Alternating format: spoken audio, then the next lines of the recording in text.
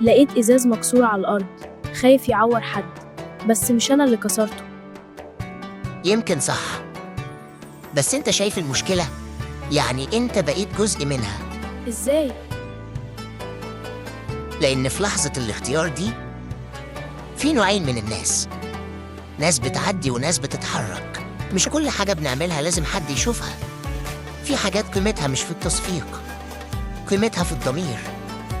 الصح ما بيبقاش صح علشان الناس شايفاه، الصح صح حتى لو محدش لاحظه.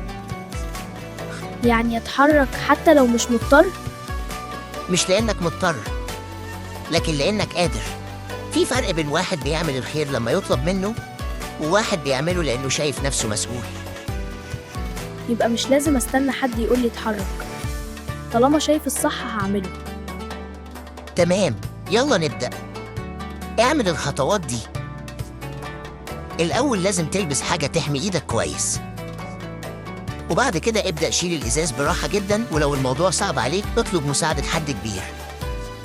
وآخر خطوة، ارمي الإزاز في المكان المخصص ليه علشان محدش يتعور أو يتأذي.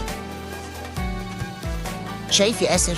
المسؤولية مش حاجة كبيرة، هي خطوة صغيرة بس بتفرق في حياة ناس كتير. وانت النهاردة كنت بطل.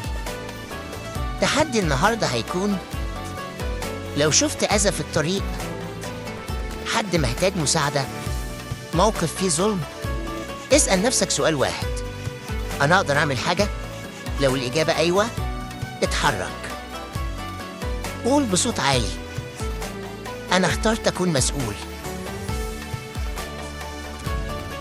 رسالة النهاردة للأطفال: مش كل حاجة غلط حواليك أنت السبب فيها، بس لو شفت الصح قدامك اختار تعمله، ما تستناش حد يقولك. رسالة النهاردة للأهل: المسؤولية ما بتتعلمش بالكلام بس، بتتعلم لما الطفل يشوفنا بنختار الصح حتى لو محدش شايفنا.